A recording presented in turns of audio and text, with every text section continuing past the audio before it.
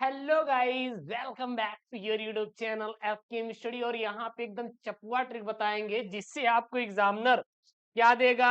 ये भाई साहब 95 नंबर नहीं देगा, बिल्कुल 95 नंबर नहीं देगा, बल्कि कितना देगा, 5 नंबर। ऐसा आपके दिमाग में आ रहा होगा, क्योंकि यहाँ पे लिखा है गुरुजी 100 में 95 मिला है, लेकिन 100 में 95 बल्कि 5 नंबर कम है। कितना है आपको?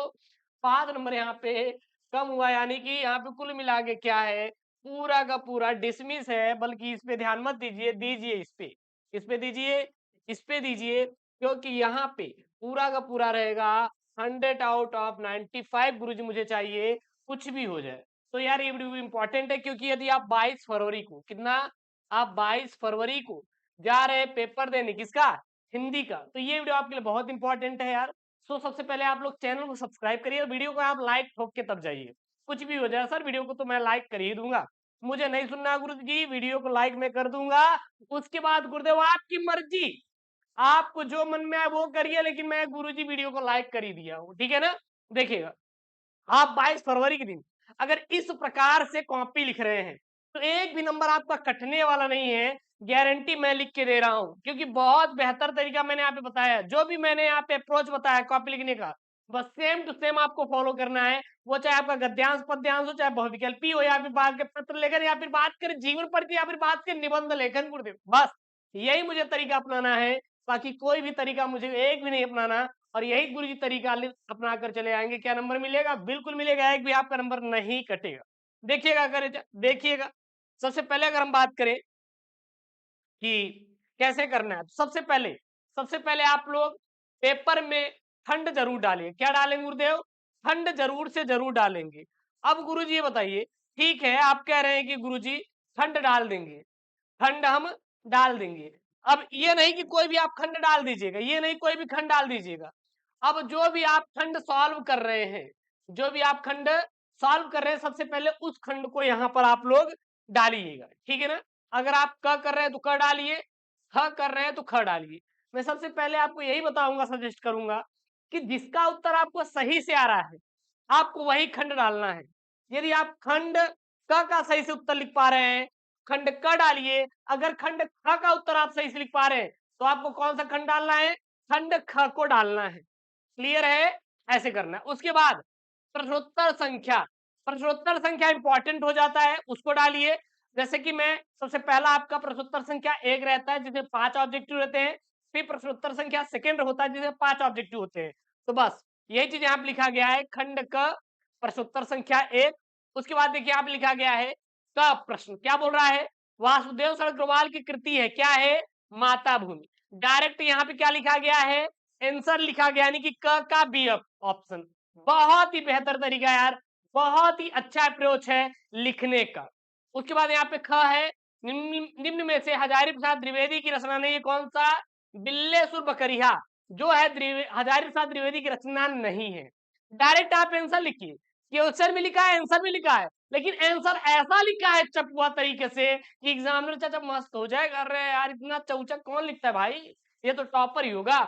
उसके बाद देखिएगा यहाँ पे निम्नलिखित में से प्रोफेसर सुंदर रेड्डी की रचना है। भाई साहब जांचेगा, एक एक नंबर आपको देता हुआ एग्जामिनर चाचा चला जाएगा।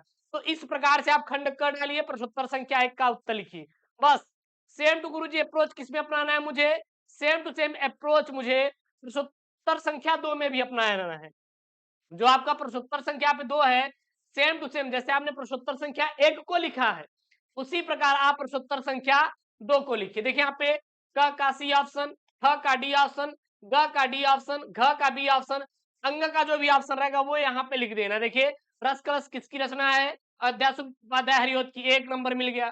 फिर चाचा फिर 1 नंबर मिल गया, फिर 1 नंबर मिल गया, फिर 1 नंबर।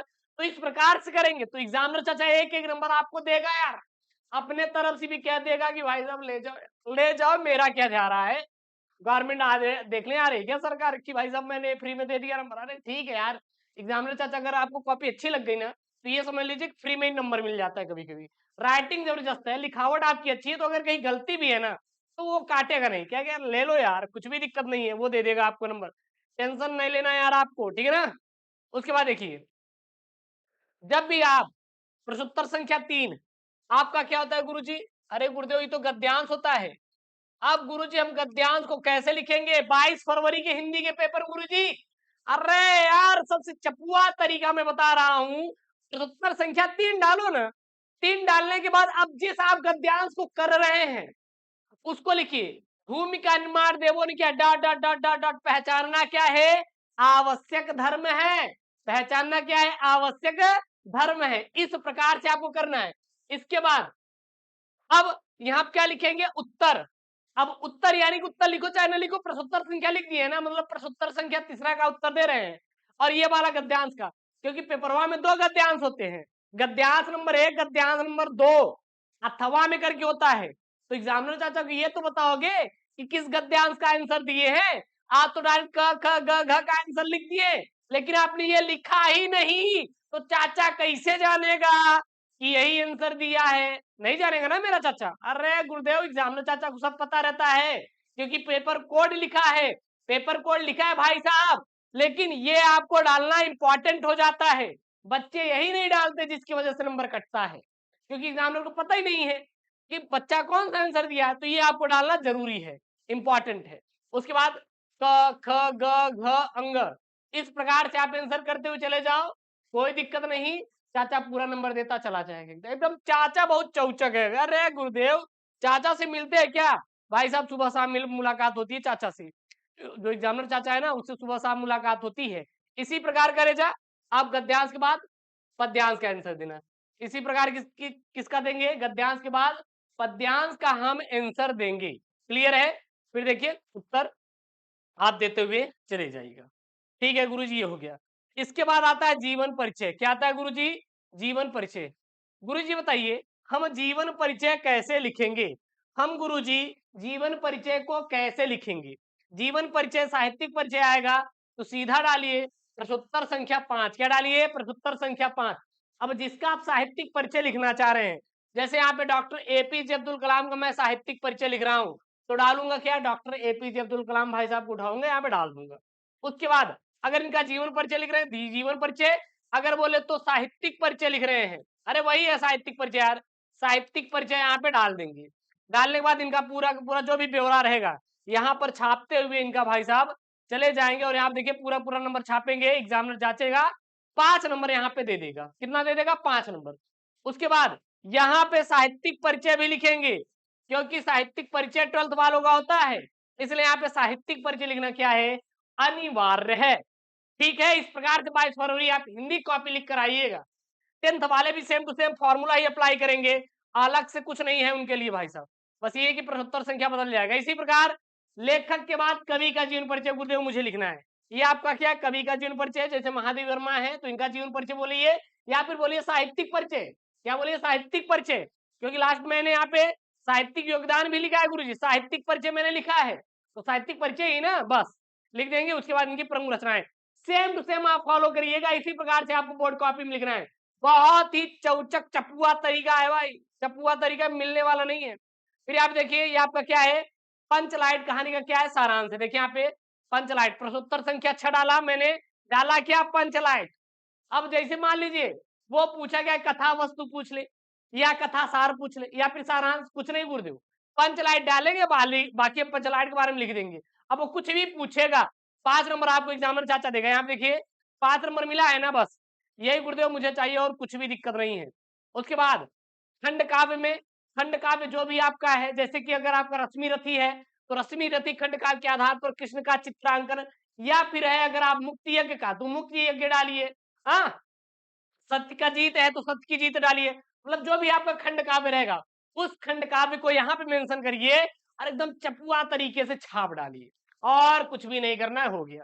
और कुछ भी नहीं करना है। देखिए बहुत ही अच्छे तरीके से, और एग्जामिनर हर एक एक करके नंबर दिया है, वो एक भी नंबर यहाँ पे काटा वाटा नहीं, जहां काटेगा मैं आपको बता दूंगा।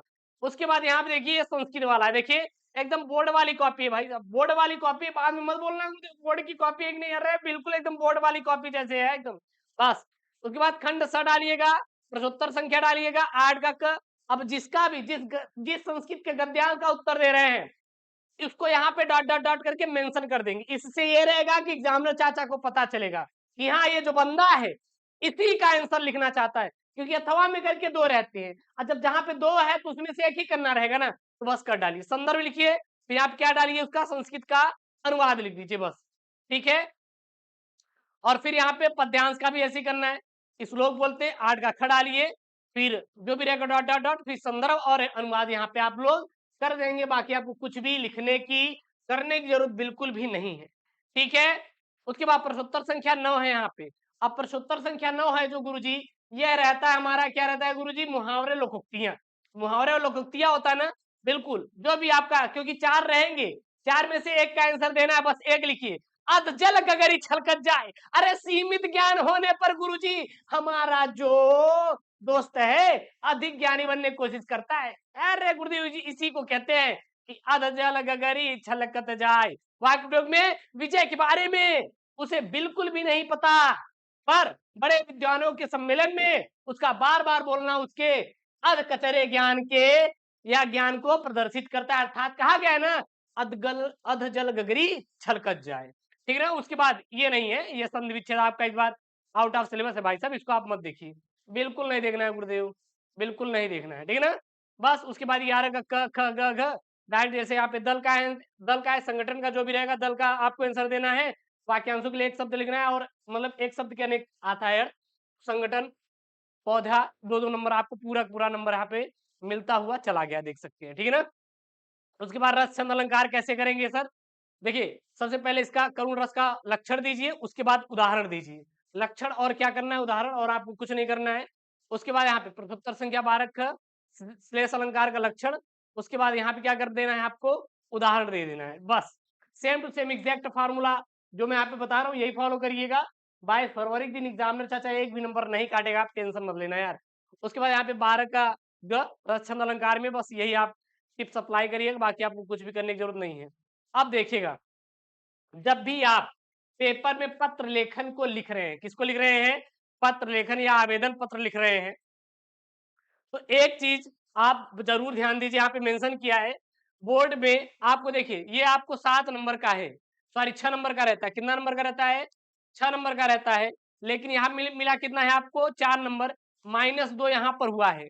आखिरकार क्यों इस लड़के को 4 की जगह 6 की जगह 4 मिला है, -2 हुआ है, पता है क्यों, क्योंकि यहाँ पर ये लाइन छोड़ दिया है। अब ये लाइन बहुत ही गलत प्रभाव डालता है किसके ऊपर, एग्जामिनर चाचा के ऊपर, ठीक है। और यहाँ पे क्या गलती ये लड़का किया है, यहाँ पे विषय नहीं डाला है। क्या नहीं डाला भाई साहब, विषय भी नहीं डाला है, इसलिए यहाँ पे 2 नंबर की कटौती कर ली गई है। और ये आप गलती मत करिएगा, नहीं कि ऐसे ही आपका नंबर कटेगा। लाइन मत छोड़िए एक भी, यहाँ पे एक छोड़ दो चलेगा, लेकिन यहाँ पे 2-3 लाइन छोड़ा गया है। और यहाँ पे सब्जेक्ट भी नहीं डाला, विषय किस पे, नियुक्ति है तो विद्यालय के प्रबंधक को आवेदन पत्र, ये आपको विषय यहाँ पे डालना जरूरी है, ठीक है। उसके बाद यहाँ पे लिख देंगे जो भी रहेगा अपना, महोदय, दैनिक समाचार पत्रों प्रकाशित दिनांक, और यहाँ पे क्या डाल देंगे, भवदीय। उसके बाद नीचे आएंगे, वो आएगा क्या, निबंध लेखन। निबंध लेखन में देखिए ये बच्चा जो है वो 7 नंबर पाया है 9 में से, कहीं ना कहीं कुछ मिस्टेक किया है, जैसे कि प्रस्तावना लिखा, परिवहन में क्षेत्र, देखिए यहाँ पे विज्ञान वरदान और अभिशाप पर निबंध है ये। फिर यहाँ पे और नीचे आएंगे तो संचार क्षेत्र में क्या क्या है विज्ञान का योगदान, चिकित्सा क्षेत्र में, इस प्रकार इन्होंने पूरा पूरा यहाँ पे लिखा है। तो ये रहा आपका कॉपी, बोर्ड में लिखने का तरीका, और यही सबसे बेस्ट अप्रोच है लिखने का। अगर इस प्रकार से आप कॉपी लिखते हैं 22 फरवरी के दिन हिंदी का, तो समझ लीजिए जो आप यूपी बोर्ड एग्जाम में पूरा का पूरा एग्जाम चाचा नंबर देगा, एक भी नंबर काटेगा नहीं। और इसको जरूर से जरूर, जो यहाँ पे मैंने नियम बताया भाई साहब, इसको आप जरूर जरूर फॉलो करिएगा। और अगर कोई दिक्कत आ रही कहीं से भी, गुरु जी कि गुरु जी मुझे यहाँ पे दिक्कत हो रही है, मुझे यहाँ पे और समस्या आ रही है, आप इसको समझाइए, तो बताइए, कमेंट करिए, मैं उसको और अच्छे तरीके से समझा दूंगा। आप बिल्कुल भी चिंता मत करिएगा। इस प्रकार से आप बोर्ड की कॉपी लिख कर आइएगा, देखिएगा आपको एक एक नंबर एग्जामिनर चाचा जोड़ कर देगा। और मुझे आशा है कि आपको ये वीडियो पसंद आई होगी। सो यार प्लीज वीडियो को लाइक करिएगा और चैनल को प्लीज एक सब्सक्राइब जरूर करिएगा। मिलते हैं नेक्स्ट वीडियो में दोस्तों, थैंक यू, जय हिंद, टेक केयर, बाय बाय।